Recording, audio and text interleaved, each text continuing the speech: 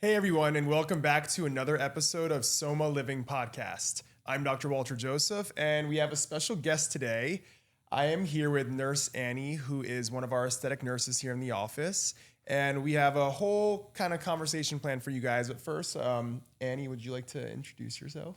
Yeah, my name is Annie. I'm one of the nurses here at LRMD and SOMA. We're going by SOMA, right? Not yet, but Oh, okay. Sorry. Yeah. I'm one of the nurses here, and I'm just happy to be here. Thank you for having me on the podcast. Of course.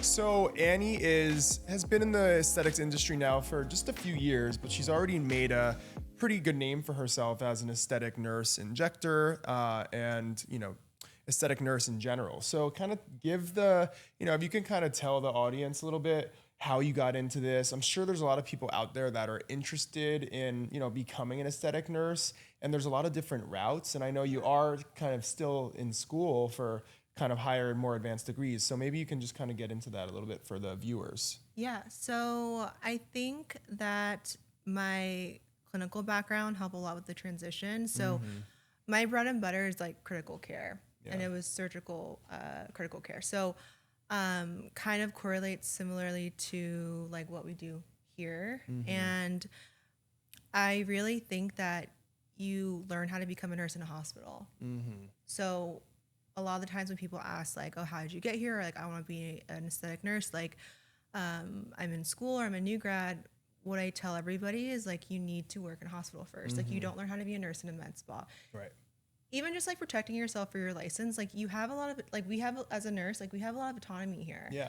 I mean, the doctors like aren't always physically in the office. Right. So if something happens, like we're the highest level of provider that there is. So absolutely. Just protecting like, our license and, making sure we know what to do in different situations. Yeah.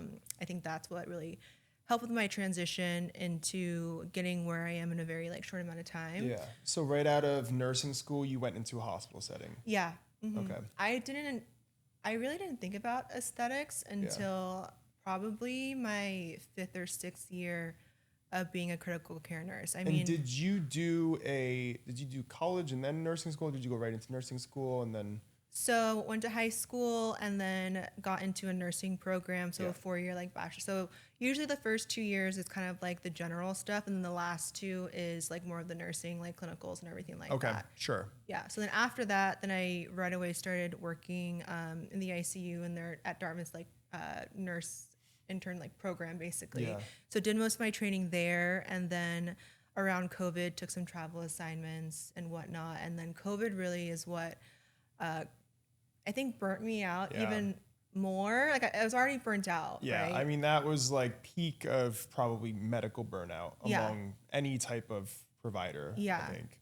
Yeah. Yeah, it just, I just wanted something a little bit more like happy. Like it's nice to walk in the room and not have your patients be like, oh man, like. No, I know. I always say that. I said that when Dr. Rogers and I did our kind of intro podcast. Like one of the things I love about plastic surgery or specifically aesthetics is that our patients are excited to see us. There's no other field in medicine where patients are actually excited to see their provider, right? Like they want you to come on days you're not working. Like they really want to see like you so bad. No one like looks forward to like going to the doctor in general, No. but like people look forward to coming to see us. So yeah, I mean, especially after having practitioners have PTSD from COVID. A lot of people. Oh, I see an IV pull and I get like, here and I get like palpitations. I'm like, oh my God, it just, or the little site, like I just wanted to be able to have a better like work-life balance and still do something where, I became a nurse because I like to help people. Sure. And now it's in a different way where I'm still able to help people, but it's more so like their confidence and like, and that stuff. So then from the hospital, what was kind of the pathway to getting into aesthetics?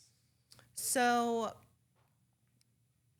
I think the reason why I was able to do things as quickly or why I was also like very motivated was because I was going through a divorce at the time. Okay. And so that really kind of pushed me to do things quickly so I wasn't stuck in that marriage. Yeah. Because I mean, I was and also to making, be able to like support yourself. yeah.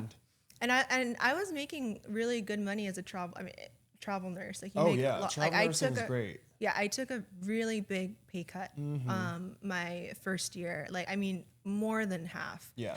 And had to kind of, you know, be uncomfortable for an amount of time, but I was like, I know in the long run it will pay off. So that's Yeah. I would like study at home, like, you know, if I was working a night shift, if it was slow, like I'd like be reading on different things, like practicing. I had like a little skull, like just the muscle memory, just Totally. practicing that.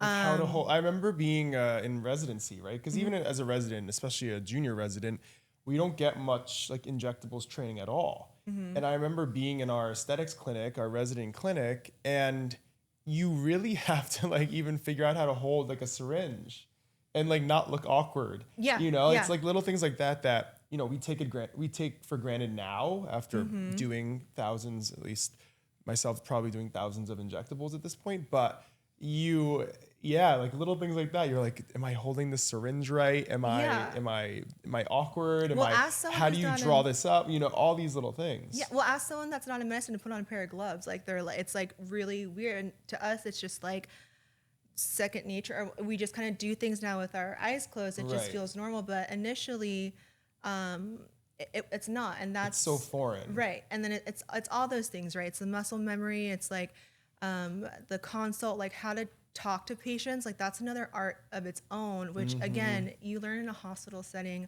Yeah. The basis for Not that. in a med spa where Yeah. they're going to take it the wrong way. Yeah. I mean, most of the conferences that I went to initially when I was first learning, it wasn't even the medical stuff that I was taking notes on. It was how they said and phrased different things. Yeah. Like, you know, the example of like, you know, one ml of filler, one syringe is the size of a blueberry. So saying things in a way where patients can, like people who are not in medicine can understand. Yeah. I mean, again, that's a whole art in its own. It needs to be relatable. It needs to be understood by a layperson because it is so mystifying, right? People don't really understand all this stuff. So it's our responsibility to make it graspable for them and like put it in, you know, the easiest terms possible. So you said you like went to some conferences and stuff. So like talk a little bit about that. So kind of what was your motivation and like were you like where in the process were you at that point when you were kind of seeking out these different meetings? So I mean, initially it was me paying out of pocket for things, and again, like I used to give up like my free time. I worked nights in the ICU. I'd take a little nap, and then I'd go to a dermatologist's office and basically shadow like for free, just so I can get my foot in the door. Yeah. And then ended up working at like little like mom and pop like med spas and stuff. But again, with my background in medicine, like med spas are very different than working for a plastic surgeon.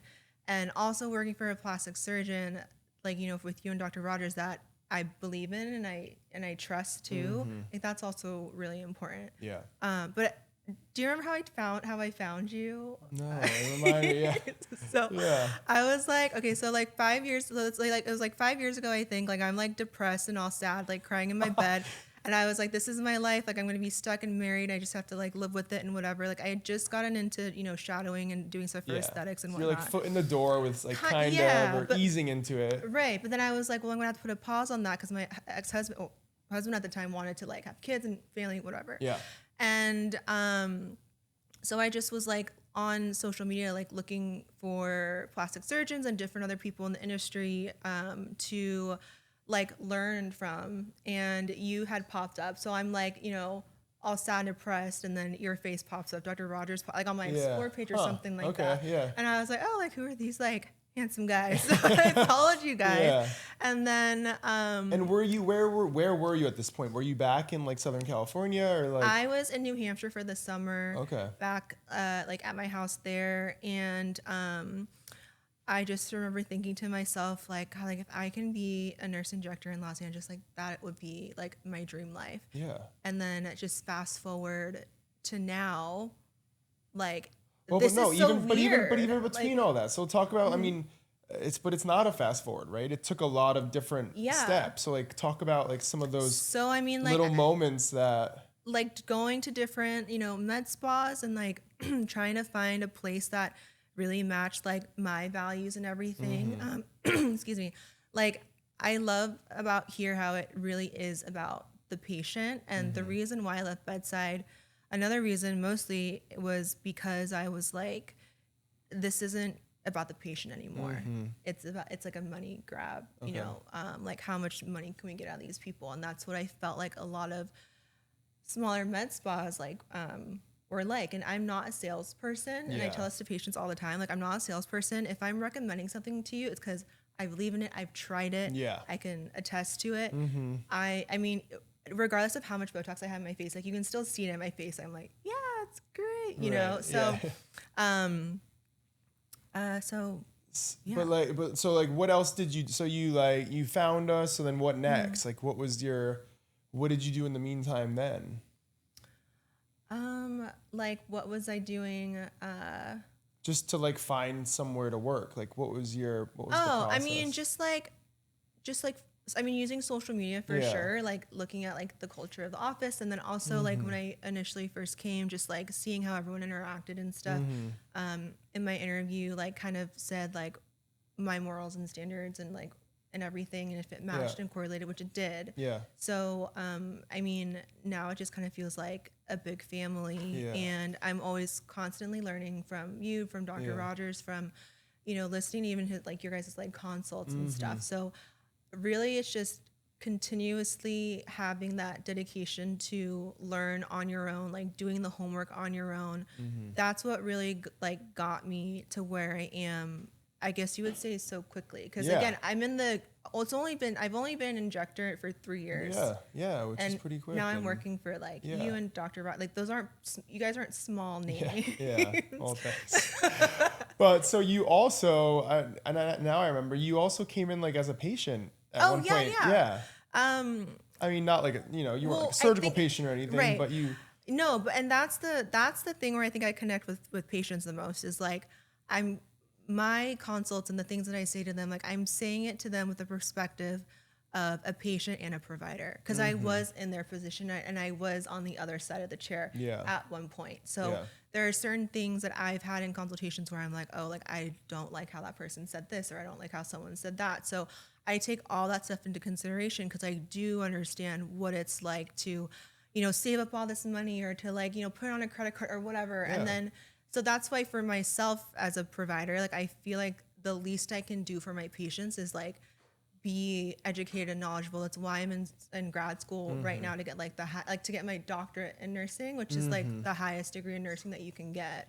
I really like to teach, and I really feel like if you can teach something, then you really know it.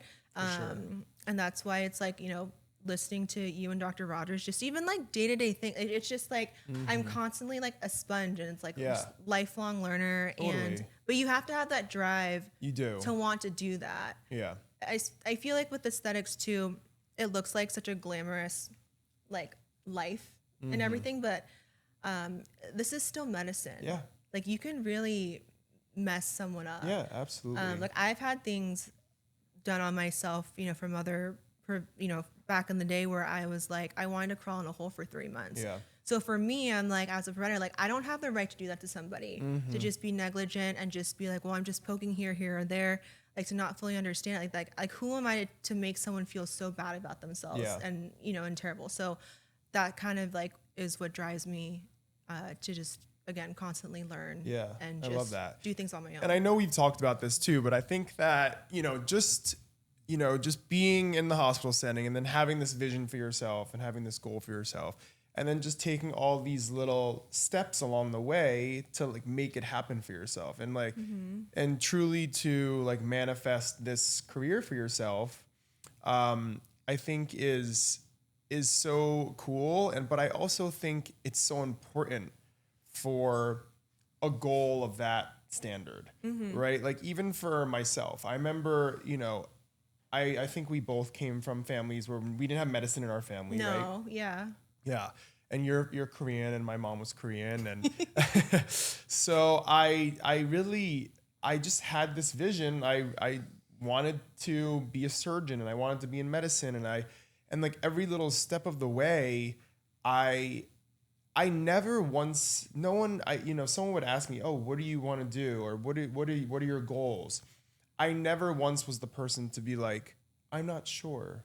Or like, oh, I'm deciding. I knew. Yeah. And I always tell people, like, being undecided is probably one of the kind of, it's just something that'll hold you back. Yeah. Because I think when you have a goal and you make these little moments and steps toward that goal to achieve that goal, there's nothing more powerful than that, right? Yeah. Because you're making it happen for yourself. And I remember like in college, like, I wanted to go into medicine and I didn't have like a medical school at my college. So, a lot of colleges, if you like do well there, you can kind of hop into their medical school. Yeah. They didn't have a medical school. So I was like, all right, I need to really position myself well. I like went to Africa and did like medical volunteering. I like tried to do as much, even in college, I like went and shadowed a plastic surgeon because I had that vision too and was interested in the field as like a college student, So even these little touch points as early on as that time in my life. And then of course, then once you get there and then it's like, okay, what's next? So then in medical school, it's like, all right, so what do you want to go into? And you probably know this a little bit, but like in medical school, you can't just go into whatever you want. Right. It's very test-based. It's very grade-based. It's very strategic. It's based on your boards, everything. Like, you have to be at a certain level to get into certain professions, certain specialties. And I knew I wanted to do plastics, and I like took a research year so I did 5 years of medical school. That's a hard residency to get into. Oh my God, it's like the hardest. Yeah, it's a really hard. So good. Good for you. So yeah, but like I took an extra year. So I took 5 years to do medical school because I did an extra year of research to bolster my application. Worked hard, like did well on boards and stuff, and like all that stuff to position myself to be a good residency applicant. Got interviews, went on all these interviews, and then eventually was luckily matched in a plastic surgery program because that whole process is. But one of the top, yeah, I feel like you're downplaying it. It's like, no, it's not just it. Like it was like one of the top, like yeah, but it's like all these little steps I think are so important, and that's why I try to tell people that are interested in like going this route, figure it out early and manifest it. Make it happen for yourself. Do all the little things along the way. Nowadays, stuff's getting harder and harder and harder, right? Like I see what it takes to even like get into some of these top colleges. It's insane, right? Like what kids are doing these days and starting in high school. So if you want to do this, you really have to like position yourself and make all the right moves, make all the right connections. It really is very strategic. I think so too. Like going back to where we're the only people in our family like in medicine. I remember in nursing school particularly, like we kind of like, it was like one of these icebreaker things. They were like, oh, why do you want to be a nurse? And everyone was like, oh, my mom's a nurse, my dad's a doctor. And I'm just like, my mom's a high school counselor. Like my parents are like not in medicine at all. And like when I was in high school and in college, like I was a waitress and then cocktail waitress and stuff. But then the way that I would kind of tweak it and like using my strengths like in my favor, I guess, is, I mean, medicine, it's customer service. Every single job is customer service. And in my interview at Dartmouth, which, it's a level 1 trauma center. It's a very big teaching hospital. That's what I said. Cause I was like, no, like I don't have any, I'm a new grad. I don't have anyone in medicine. But I have a background in customer service, and that's really important to the facility because a lot of their scores or whatever, it depends on their like patient reviews or so, right? And like how well the patient does. So kind of like, and even so, okay, so for like your interview dinners, you can be the smartest person, whatever, but if the other people, like the other residents don't like you, like then they're not gonna, then they're like, no, we don't like this guy. Right. There needs to be a personal connection too. And there needs to be a, an affability and a likability. And that's a huge part of it too. It's very easy to kind of pick out someone that's, maybe just not fitting in amongst the group. And programs look for that 100%. Yeah. And then just doing the, you know, the little extra things like, I knew I had no medical background in regards to like my resume, like when I was going to apply for like a job for my first nursing job. Right. So that summer I worked in a nursing home, which as like an LNA, but before I got my license, which kind of motivated me, cause that's hard. Like that's a lot. But that kind of motivated me to like study harder for my NCLEX. Cause I was like, I need to do something a little bit. Like it's a lot. But I think you have to really believe in yourself and like kind of what you were saying about being undecided. Like if you're undecided and you don't have that confidence in yourself, like how are you going to expect other people to believe in you either if you don't believe in yourself? Yeah, it's so true. Being undecided is basically being without direction. And if you don't have a direction, you're in limbo. It's like, where are you going? You know, I feel like in my life, there's always something that I'm working toward. And I feel like I don't know how I would navigate life if it weren't that. Like you're never in the same spot. Like if I were to talk to you like a month ago, like you're not doing the exact same thing that you were doing a month ago. Like you're constantly, which that might be the Korean part in us. Like, so it might be like toxic or whatever. Like we're always trying to be better and do, and you know, and stuff. But it's kind of like, it's like our biggest like never strength. Enough. But it's also like our biggest strength too. Is like, we're always trying to get better, whether it's like technique wise or, you know, education wise. And I think, again, medicine is evolving, like, you know, the world is evolving. Like you also as a provider have to evolve and adapt to those changes. Social media, I think being a big part of, for me, again, making it as quickly as I did, having to put myself out there and stuff and whatnot. So another thing too, you know, you're doing your doctorate of nursing. So talk a little bit about that. What is kind of the ultimate goal with that, and kind of what is that going to allow you or afford you? So I just always feel like, and this might be because maybe it's kind of just reiteration of what we just talked about, kind right? of, well, it's kind of like, this wasn't enough. So you're like, well, it's kind of, you know, I was getting, not, I don't want to say bored, but I was like, I can only talk about Botox for so long and like how it works and everything like that. So I was like, you know, that's why I also started to work in the OR, because it's again, it's not as hard as critical care, but I just don't want to lose any of those skills. And that's stuff. Unique. You know, there's not many aesthetic nurses that will do both. Right. Or want to do both. Right. And have that perspective of what is it like to be the patient having plastic surgery, before surgery, during surgery, and after, because you get to see them in every phase pretty much, which is pretty unique, and be their aesthetic provider as well. And also, again, from the plastic surgery standpoint, knowing what it's like to be the patient, you know, because I've been a patient with plastic surgery procedures before. So I think that's what really helps me kind of get along with them so well, is because I know what it's like to be in their shoes. So the care that I provide is what I would want for me or for my, you know, family or whatever. But I guess like ultimate goal is just not like, no one can take your education away from you. So I'm not trying to like open up my own place or anything like that. Like, I mean, it looks like a lot, and I don't want that. But you are able to practice a little more independently. You know, I can do my own GFEs, like, you know, and everything. And then I think just kind of playing the game of medicine too. It's like, the other thing is, I know the way that I look, like I have tattoos, I have, you know, whatever. And just playing the game of, if I'm a nurse practitioner or have that doctorate title too, I will get taken more seriously without having to always have to like prove myself and work so hard to prove myself and stuff. Because that happens a lot. I mean, being a woman in medicine, like I always think about like women plastic surgeons and what their consults are like, because so if we're having a consult or whatever, like, you would never have a patient tell you like, well, have you had this done? Like, how do you know what it feels? And I feel like with women, that can easily happen, where a patient can be like, well, did you have your boobs done? So how do you even know? Blah, blah, blah. But I feel like there's kind of this like, sometimes like comfort with like male providers. Like, you're like, oh, like they know what they're talking about. But with women, like, I mean, medicine is kind of like a man's world, right?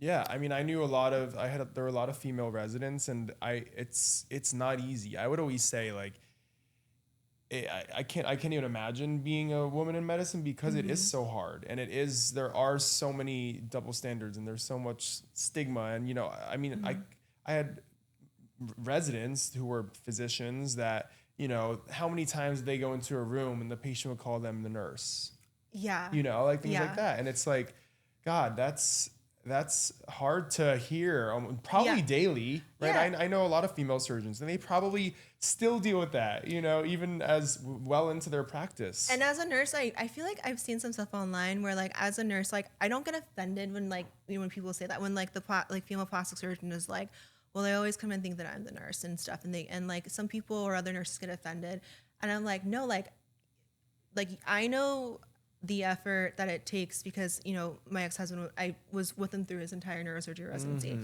I know how much it takes to get to where you are. So yeah, I would be pissed too if I did all this stuff and they're like, oh, you're the nurse. Right. And you're like, no, I am the plastic surgeon. Like I am the doctor.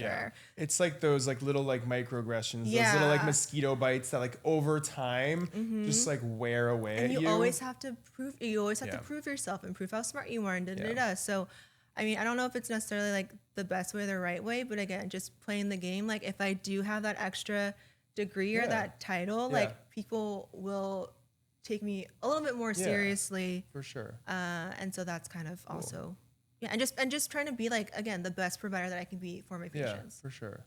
What are some of your favorite treatments to do or to, provide, and also, for yourself? What are... Well, I love my lip. And I know it's not like not for everybody, it's a certain like and whatever, but it's my lip filler was the first aesthetic treatment that I ever had gotten done, so I just kind of have like a soft spot for it.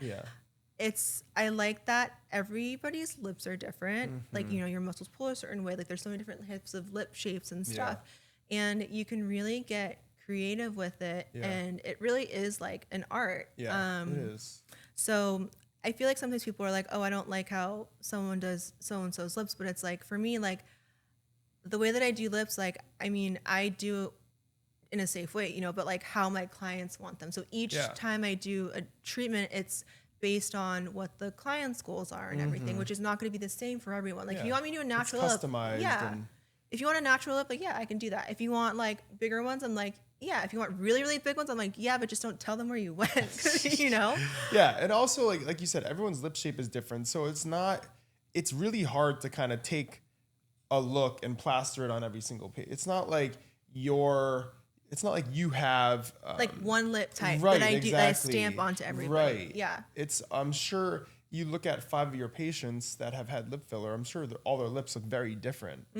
Yeah, I mean, there's like old filler, there's like whatever. Yeah. And then also too, like some things that you don't think about. Where again, I think this is where the critical care portion comes into it. Is like, thinking of other things like, oh, like their teeth, like the reason why their lips are uneven naturally is I had a patient where I told them, I was like, I'm going to make them as even as I can, but you do have like this one tooth on this side that is sticking out a little bit. That's going to affect it. But I can't say like, hey, your tooth again. But of course, but that is your responsibility as the provider, and especially in aesthetics. I have patients ask me all the time like why something is the way it is, and it's your job to make that clear and to point that out.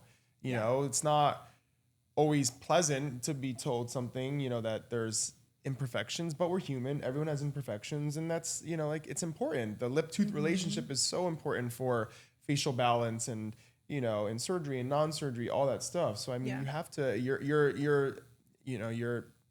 you're not doing your job fully and completely, if you're not touching on all those different things. So right. Yeah. No, for sure. Yeah.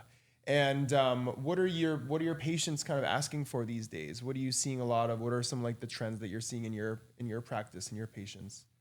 A lot of, I saw this on TikTok, like, can you do this to me? It's like, I mean, it's like the Kylie Jenner, the boob thing, the number of the implant. It's like, no, like it's going to look different on you than it is to this person. Like it has to deal with like, again, like, how much can you afford? Like, what is your background, family history? Like there's so many different things. Like it's not like a cookie cutter type of thing. Yeah. But in regards to like, I feel like I am dissolving a lot of the old Kylie Jenner, like Juvenile Ultra Plus lips, and trying to dissolve and then refill. Yeah. And then same with filler in like bony prominences as well. And that's why I feel like when you are looking for a provider, like you're not paying for the product, like you're paying for the provider and like and what they see. And like filler has such a bad stigma right now, and whatever, but it's like filler can look good if it's placed correctly. Yeah, absolutely. But it can also, look crazy. Yeah. I mean, you help me dissolve. Everyone says I have cheek. I dissolve like literally. I think it's like all dissolved for the most part. I think like, people underestimate the bony architecture of like a Korean face. Yeah, and I feel like I old. And the other thing is like I've had my for the record, I've dissolved probably all of your cheek filler. Yes, this is just me, and I just have always had big. I mean, people think I have cheek filler. Yeah, no, you haven't even had any. You're just perfect. It's like you're God's favorite. People think I have jaw filler, cheek filler. You know, I don't have any filler in my face, and I mean, I get the same thing in comments and whatnot. You know, and another thing too that you mentioned and I talked about on my post was people are coming in with like a filtered photo. Yeah. Right. So like, are you seeing a lot of that? They're like, make me look like this filter, and I'm like, no, it just happened. Yeah. Yeah, but there's in regards to that, so like what do you say? How are you dealing with that? I will usually say that we can get. That's perfection. We're not going to go there, but we can strive for it. But, let's try to, address the skin first, like the foundation of it. Because then, your makeup is going to go on easier. You're not going to need as much. So you'll be able to look like these filters, but like not be so cakey and everything like that. It's going to make your life easier because you're not going to have to spend so much time getting ready. So I try to like make little jokes where I say like, I'm not perfectly, you're not like we're all, built asymmetrical and everything like that. I always just, again, because I don't want to be picking at someone and causing them more insecurity. So I always do ask them like, is it okay if I like I'm basing this off perfection, which we're never going to achieve, but is it okay if I tell you like what I'm seeing? Yeah. And then just taking little context clues, like when I hand them the mirror, I look to see like where they touch on their face first, because that's where their eye is drawn to first and stuff too. Yeah, it's a good technique, good strategy. But that comes from, I think, also me being the patient and like putting those two perspectives together as well. Cool. So, I mean, as you mentioned, you're an aesthetic nurse in our practice. We're plastic surgeons. So there's a lot of overlap. Right. I know I still do a lot of non-surgical stuff in the office, lasers, injectables. Dr. Rogers kind of more rarely does it. Or he'll give them to me. Yeah, you can do that to you guys. But so talk about kind of just that overlap. How do you use us? How do like we use you? And kind of what's your experience been with that? So I think the most obvious thing would be, with surgical, like post-surgical scars, right? So doing things that can help remove those scars. Another thing that I always tell patients too is, say you get a facelift, you're just kind of pulling back that wrinkled skin, but you're not really treating the health and integrity of your skin. And you have to do the homework in between. Like it's expensive, but that's not going to be the one fix. And I've seen patients where I see the facelift scar and I'm just like, you need another facelift because you thought it was a one and done thing. I deal with this all the time. Yeah. There's people don't understand, like even with surgery, there's maintenance. Yes. You have homework as a patient. Talked about this, like spent like a good portion of episode talking about maintenance. It's so important. You're investing all this money. Like, why wouldn't you want to maintain it? It's like you're throwing it out the window if you just let aging and gravity just take its toll and you're not maintaining that result. Yeah, don't even do it if you're not going to do the whole, like don't waste your money if you're just going to do that. No, so you guys are like essential for that. Right. And I think one thing here which makes our practice special too in terms of surgical is we will, whether it's myself or you guys, we will like treat your scars or do all these things to optimize, especially when it comes to scars and stuff. Like we'll do that as like part of the surgical package, Yeah, it's a little different if you're starting to do like microneedling or RF to maintain. Those are kind of a little more of an investment. But things like lasering and optimizing my results, your results, right? then I want to do that. Like, why wouldn't I want to make the scar the best? I'm seeing you at, like I always say, 3 weeks, 6 weeks, 3 months, 6 months, 1 year. Why would I not want to see the best that it can be? Yeah. And even with like post-operative healing, like your results can be even better if you do like, you know, the hyperbaric, like, you know, red light therapy, like all this stuff to kind of help. Like there is a lot of patient homework that needs to be done. And again, for me, this comes from being a patient and going through all of that and having to redo things so they didn't do the homework and whatnot. So putting those two things together and really like being able to stand by like, no, I know how important it is because I went through it. So don't tell me that it's not, because I know that it is. And this is X, Y, Z, Y. Yeah, totally. Yeah. Well, I think that, you know, I think we covered a lot. We were a little bit all over the place, but I mean, hopefully that was a good, you know, glimpse for you guys in terms of what it's like to be an aesthetic practitioner, an aesthetic nurse in a plastic surgeon's office. But, you know, we'd love to hear any comments, questions from you guys. I'm sure Nurse Annie will be back on at some point. And if not, you know, follow her on Instagram, come see her in person. She's an amazing practitioner. And thank you for coming on the show. Thank you for having me. Thank you for hiring me. And thank you for having your Instagram where I can find it 5 years ago. I was crying. See, you can. I am accessible on Instagram. But all right, guys. So thank you again for another episode of SOMA Living Podcast. We'll see you next time.